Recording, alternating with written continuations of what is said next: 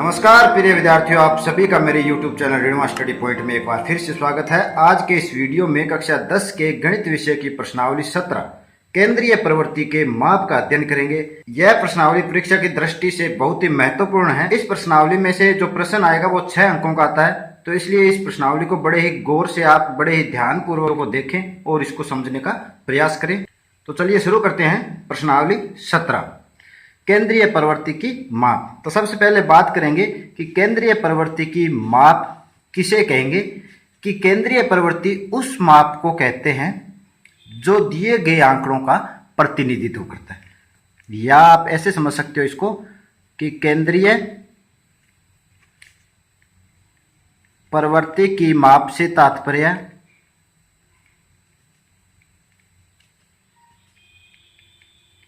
औसत मान से है। औसत मान यानी एवरेज वैल्यू से है।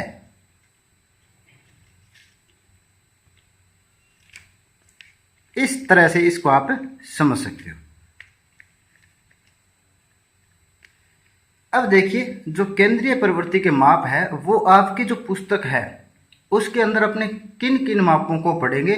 तो सबसे पहले इसके बारे में थोड़ा देख लेते हैं। जो केंद्रीय प्रवृत्ति के माप है उनको 2 भागों में बांटा गया है। जो पहला भाग है वो है गणितीय माध्य, यानी कि केंद्रीय प्रवृत्ति के जो मान है वो गणितीय माध्य के रूप में निकालते हैं। और दूसरा है स्थिति माध्य। स्थिति माध्य।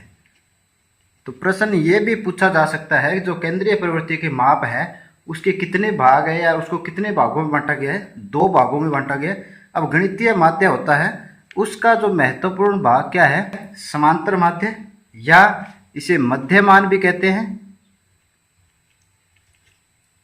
या इसको अर्थमेटिक मीन भी कहा जाता है।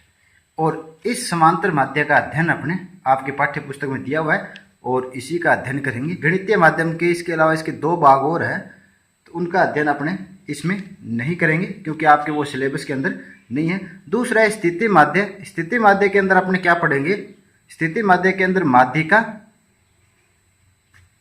और बहुलक, इनके बारे में अपने को पढ़ना है। तो आज की इस वीडियो में अपने समांतर माध्य के बारे में पढ़ेंगे। और इस समांतर माध्य के जो प्रश्नावली है आपके वो 17.1 से लेकर 17.4 तक इसी के प्रश्न दिए हुए हैं। और बाकी के जो 17.5 से 8 की जो प्रश्नावली है वो माध्यिका और बहुलक से संबंधित है। तो चलिए शुरू करते हैं। समांतर माध्य क्या होता है आज पढ़ेंगे। समांतर माध्य बिल्कुल सिंपल है। इसको सामान्य भाषा में औसत भी कहा जाता है। सामान्य भाषा में इसको क्या कह सकते हैं, औसत कह सकते हैं। और इसको मध्यमान भी बोला जाता है। इंग्लिश में बात करें तो अर्थमेटिक मीन भी कहा जाता है और शॉर्टकट में AM भी लिखेंगे। तो इसे आपको इन नामों को थोड़ा याद रखना है कि जो मध्यमान है या समांतर माध्य वो क्या है, एक लब्धि है जो कि समूह में जो पद है उनके योग और पदों की संख्या को भाग देने से प्राप्त होती है। तो लिख सकते हैं आपने कि मध्यमान या समांतर माध्य एक लब्धि है जो कि समूह में पदों के योग को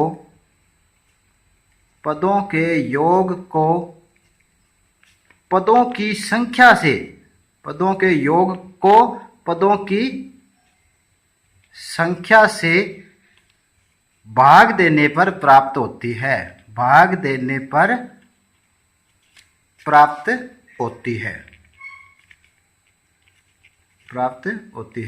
या आप इसको कैसे समझ सकते हो, इसको अपने ऐसे भी लिख सकते हैं। जैसे समांतर माध्य है तो उसका प्रतीक क्या है, x बार लिखेंगे इसको।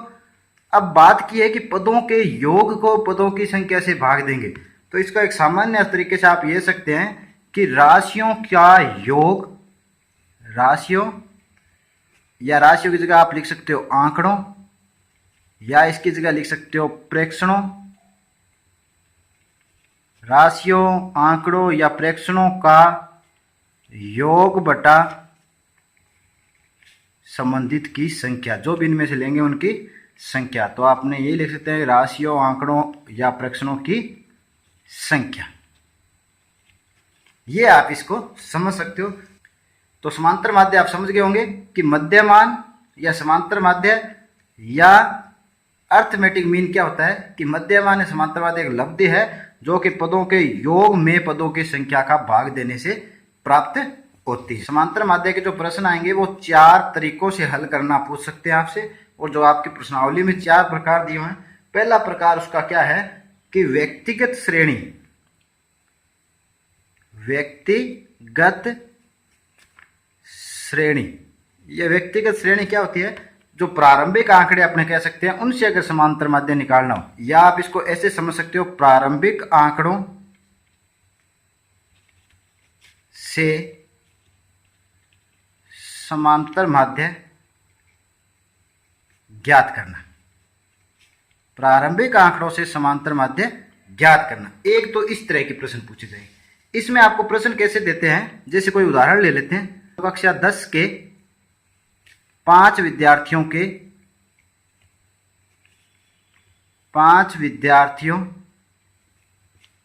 के गणित में प्राप्तांक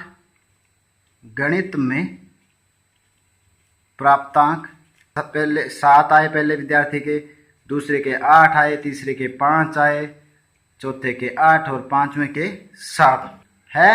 प्राप्तांक ये है और इनका क्या ज्ञात करना है? समांतर माध्य ज्ञात करो। तो इनका समांतर माध्य ज्ञात कीजिए। ऐसा प्रश्न जब देंगे तो वो प्रश्न होगा व्यक्तिगत श्रेणी। तो व्यक्तिगत श्रेणी में इस तरह के प्रश्न देंगे और आपको समांतर माध्य ज्ञात करना है। तो उसका बिल्कुल सिंपल ये तरीका है कि हल क्या लिखेंगे कि समांतर माध्य बराबर, तो राशियों का योग, यानी यहां लिखेंगे अपने प्राप्तांकों का योग, प्राप्तांकों का योग यानी कि कितने नंबर उनके आए हैं, बटा संख्या। अब संख्या किसकी लगेगी? प्राप्तांक प्राप्त करने वाले विद्यार्थियों की संख्या। तो अपने ये लिख सकते हैं विद्यार्थियों की संख्या। तो यहां पे देखिए प्राप्तांकों का जो योग है वो जोड़ लेते हैं।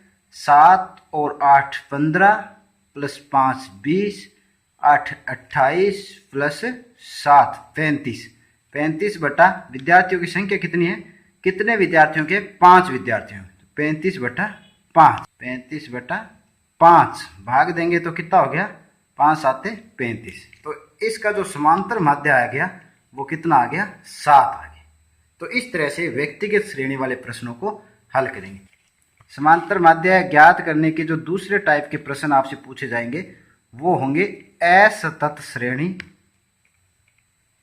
असतत श्रेणी यानी कि बिना कंटिन्यू, या असतत बारंबारता बटन, बारंबारता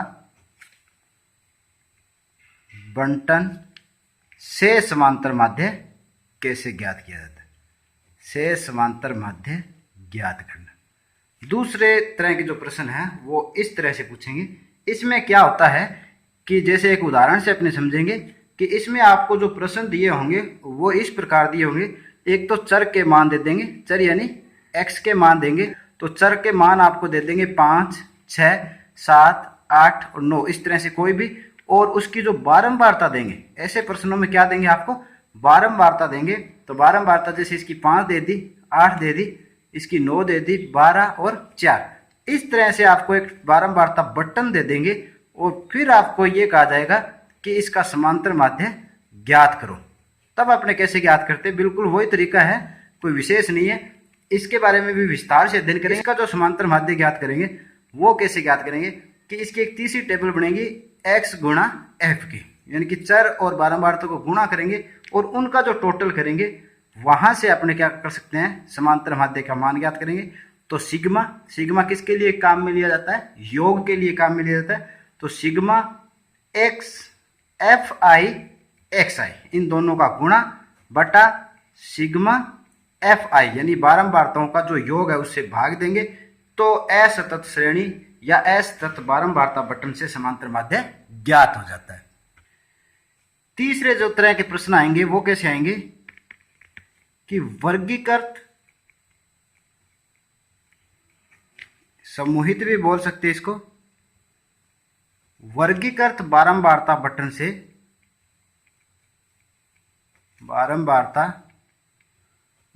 से समांतर माध्य ज्ञात करना। इसमें क्या होता है, प्रश्न सेम ही है, वही फॉर्मूला लगेगा, परंतु इसमें जो प्रश्न दिया होगा वो उसमें जो चर है उसके मान, यानी चर यानी x के मान है वो अंतरालों में बांट देंगे। जैसे 0 से 10 की जो बारंबारता दे दी 5, 10 से 20 की बारंबारता दे दी 8, 20 से 30 की बारंबारता दे दी 20। तो इस तरह से बारंबारता बटन बनाकर प्रश्न दे दिया जाएगा और उसमें आपको क्या ज्ञात करना है, समांतर माध्य ज्ञात करना है। तो ऐसा समांतर माध्य के लिए क्या करेंगे, वही सेम प्रोसेस है, जब इसको अपने आगे करेंगे तो विस्तार से करेंगे। अंतराल जो दिए हुए हैं इसको वर्ग अंतराल बोलेंगे, इसको क्या बोलेंगे, वर्ग अंतराल। इससे x का मान निकालेंगे, इन दोनों को जोड़ के 2 का भाग दिया जाता है और वो जो x का मान प्राप्त होगा उसको f से गुणा करेंगे, फिर सेम यही फॉर्मूला लगेगा और ये प्रश्न हल होगा।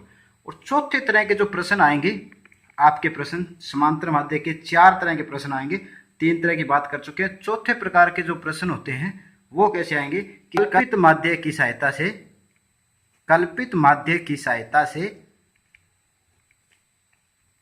समांतर माध्य ज्ञात करना, सहायता से समांतर माध्य ज्ञात करना। अब इसमें ये प्रश्न क्यों देते हैं कि इसमें जो चर होते हैं उसका मान बहुत ही बड़ा होता है, तब इस तरह के प्रश्न लिया जाता है। इसमें कोई भी एक मान को मानना पड़ता है और उसको इस सूत्र की सहायता से ज्ञात कर लेते हैं। 1/n सिग्मा i बराबर 1 से n, अर्थात इसका मान कुछ भी है, एक व्यापक रूप है इस फॉर्मूले का, एफ आई और एक्स आई, सेम यही फॉर्मूला है। तो आपको जो अभी ये बताई है ये सिर्फ एक रूपरेखा समझाने का प्रयास किया है कि आपने इस जो चैप्टर है, चैप्टर नंबर 17 है, उसमें क्या क्या पढ़ेंगे। तो समांतर माध्य की जो प्रश्नावली 17.1 से 17.4 है, उसमें 4 तरह के जो प्रश्न आएंगे समांतर माध्य निकालने के, उन्हीं का अध्ययन करेंगे। तो उम्मीद कर रहा हूं कि ये जो चारों प्रकार आपको अच्छी तरह से समझ में आएंगे। आज की जो प्रश्नावली है अपने पास 17.1 में जो प्रश्न है वो है व्यक्तिगत श्रेणी से समांतर माध्य कैसे ज्ञात किया जाता है। प्रश्न आपके पहला कि एक विद्यालय के सहायक कर्मचारियों का मासिक वेतन 1720 रुपये, 1750, 1760 और 1710 रुपये है, तो समांतर माध्य ज्ञात करना है। तो वही फॉर्मूला, ये व्यक्तिगत श्रेणी का प्रश्न है, सिर्फ आंकड़े, प्रारंभिक आंकड़े दिए हुए हैं और इन्हीं आंकड़ों से समांतर माध्य ज्ञात करना है। तो समांतर माध्य का फॉर्मूला क्या होता है, समांतर माध्य बराबर क्या होता है, यहां पर वेतन दिया हुआ है तो अपने वेतन से संबंधित लिख देंगे, वेतन का कुल योग बटा, अब संख्या, राशियों का योग बटा राशियों की संख्या। तो राशियों की संख्या क्या है, कर्मचारियों की संख्या, क्योंकि कर्मचारियों के वेतन के बारे में बात कर रहे हैं, तो कर्मचारियों की संख्या। यहां जो हर के अंदर जो संख्या ले रहे हैं वो आपको ध्यान रखना है कि जो ऊपर जिसकी बात कर रहे हैं उससे संबंधित की ही संख्या आपको लेनी है।